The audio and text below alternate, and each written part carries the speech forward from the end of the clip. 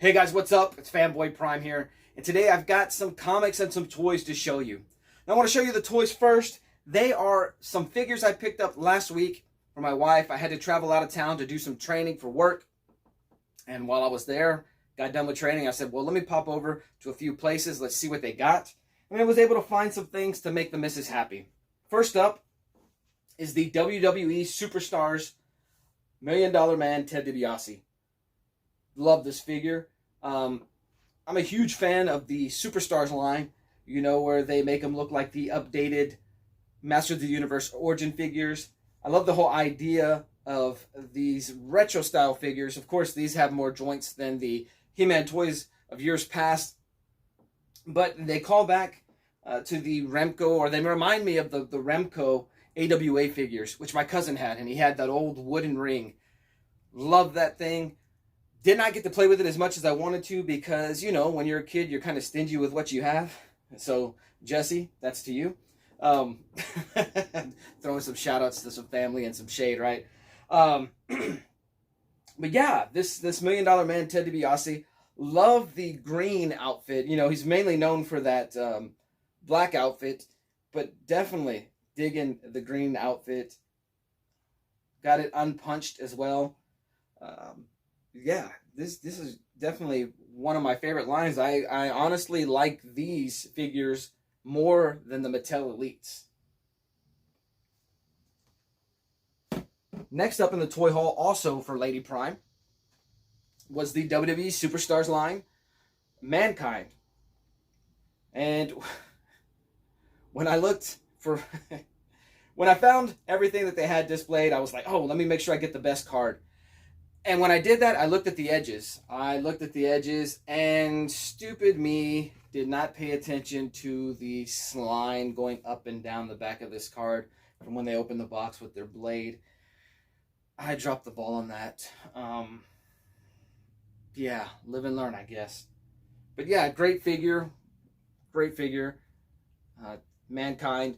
Probably my favorite iteration of Mick Foley in the WWE. Although I did get to see the debut of Dude Love in San Antonio on the Monday Night Raw. I think Mankind's my favorite. I'm a Cactus Jack fan, but just what he got to do as Mankind there in the WWF / WWE nowadays probably makes him my favorite character. Or my favorite of the faces of Foley. And last up, not one I was sure Lady Prime wanted, but she said, get it. And that's Papa Shango. Papa Shango's probably most well known for being the Godfather. I don't really remember much about Papa Shango. It was mainly there around 92, 93. And it was a little harder for me to watch wrestling back then. I remember him more as Kama, the fighting machine. But yeah, this is a cool figure. Definitely a character that I don't think was fully utilized to its potential. There was definitely a missed feud opportunity with him and The Undertaker. I know they had him going with the Ultimate Warrior for a while there, but with Warrior not being able to remain under contract for various reasons, that kind of got squashed. But yeah, what a great toy. What a great figure. Okay, for the first books I want to show, I'm going to show that Half Price Books haul. And it wasn't a great haul. Just one of those trips where I just either had everything I found or nothing interested me that day. But I did come across two DC Universe variants for the Kyle Rayner Green Lantern run. This is Green Lantern 68 from the Underworld Unleashed storyline. So good pickup there with the DC Universe logo variant. The second DC Universe logo variant, not as good of a pickup. This is Green Lantern 55. This took place during the 0 Hour storyline. But you guys can see the front is, the image is ripped off. Damaged cover. But I picked it up anyways. It's like I told Scoons Comics. I don't think I'll ever find a copy that's worse than this. So it can only go up from here. But yeah, trying to rebuild up my DC Universe collection. So yeah, cool pickup. This next one is the Action Comics 971. This is from the Rebirth run. Dan Jurgens, excellent run on Action Comics. I think Dan Jurgens is the Superman writer for me. This is a book I owned originally, and man, it may have been 2019. We went to my wife's, one of her cousins. He graduated high school and put together some Superman books for him, and that was one of the ones I didn't have a multiple of, and I said, well, I'll pick it up one day. So I finally marked that off the list. So I have the complete run of Dan Jurgens' Action Comics run up until Action Comics 1000 there during the Rebirth era. These next two books are going to be Blackest Night tie-ins. This is when they revitalized a book for one issue. Not a strictly one-shot, but it was a canceled title that came back to life, kind of like the Black Lanterns. And this is Weird Western Tales 71. So great cover there. They had a whole bunch of Blackest Night books there that day, and maybe I should have taken advantage of it because there is some Green Lantern core books that I am missing from the Blackest Night storyline. I just didn't go prepared, and I haven't entered the Green Lantern core books into my database yet, so I could have known which ones I needed to pick up. That's on me. And this one, Suicide Squad 67, I knew I did not have this one. So yeah. Cool book there. Maybe I should put it on this side. Maybe it's less glaring. We'll find out. All right, next up, these books. It's going to be 6 books. 6 books that I got from Instagram seller Comics for Cheap. And I just happened to stumble across him that day. I've seen him a few times post some sales. I just couldn't get in on the time. I had spent some money. But he had one book in particular that I really, really wanted, and I've been searching for a while. And it happened to be a DC Universe logo variant. So I said, well, let me jump on it. And that was Green Lantern number 81. During the death of Hal Jordan, his light will burn forever. So yeah, this is... I'd come across the other cover. That's not the one I wanted. I wanted this one. A friend, you've heard me mention him before, Nightwing 207. That's his name over on Twitch. He had lent me this book, and I really liked it.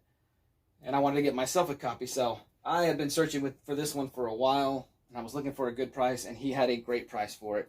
And it just so happened to be the DC Universe logo variant, and I was all about that, so I jumped on it. Next up is Action Comics 624. This is during the run when Action Comics was weekly. I think it was about 40 issues of Action Comics that were weekly. Action Comics 624. I built up a pretty good collection of the weekly run. Something I need to go and check and see how many I'm off of for getting the set, or at least the run. But yeah, Action Comics Weekly 624. Another post-crisis Action Comics pre-triangle number Action Comics that I was able to pick up from him was Action Comics 597. Lois Lane and Lana Lang, Action Comics. So yeah, pretty cool book. You guys know I'm trying to collect all the major Superman titles, the mainline Superman titles from Crisis to Crisis, so that helps me right there. In addition to my triangle number hunt, which I was able to pick up 2 books from there. Action Comics 679, triangle number 28 from 1992. Awesome pickup. As well as Action Comics 709, triangle number 16 from 1995. And this is a callback to the cover when Guy Gardner took on the last son of Krypton, the Eradicator, when he was one of the Supermen during the reign of the Superman storylines. So this cover is, you want to call it an homage or a callback, it's reminiscent of that. And my last pickup from him was an Action Comics book, pre-Crisis Action Comics. It is Action Comics 365. Just one of those cool random Superman Action Comics covers that you just like, man, I'll add that to the collection. This is a 12-cent Action Comics, and the price was perfect for it, right? I mean, it's a little beat up, but you guys know I have no issues with beat up books. Give it to me. I love it. This book is probably 50 years old, if not older. So yeah, let me have at it. The saddest story ever told, Superman's funeral. And he's got his thought bubble, so I guess his conscience remained while he was dead. But yeah, so I want to thank Comics for Cheap for an awesome transaction, man. I paid him, I believe, on Friday. I had the books by Monday. So that was a super, super quick turnaround to get those books to me, man. Awesome, awesome. So he's definitely a seller that I will continue to monitor in the future just to see what books he has. Great prices, a great range of books, not just DC. Of course, that's what I'm going to buy. But yeah, he had all kinds of stuff. So awesome. Check him out on Instagram. Many of you guys may have already checked him out. But if you've been afraid to buy from him in the past, hey, look at me. I'm saying good dude, and great packaging on the books, and quick turnaround. So what more can you ask for? Well, guys, that's going to do it today. I have a few more hauls to show up. I wanted to break them up because I want to be able to highlight some various things about them. But I did want to say that I believe with these 2 triangle number books, I believe now I'm only 150 triangle numbers away from the complete set. I believe so. We'll talk about that in a future video. Well, guys, I'm out of here. Thank you. Guys, the channel is growing. It's pretty awesome. Can't believe it. Perhaps this weekend I'll be able to film with Ollie. I know he's got something he wants to show you, his newest Kong toy. So he's looking forward to that. We just didn't have time to put it together this past weekend, just with things going on around the house. But he is looking forward to making another video. So we'll definitely do that so you guys can, you know, see how he's doing. Thank you, guys. Thank you for your likes, your comments, for your views. It's awesome. I appreciate each and every one of you, because without you, what am I doing this for other than for myself? And while that would be fine, it's pretty cool to be able to do it with an audience. So thank you, guys, and I will see you. Oh, that's what you get!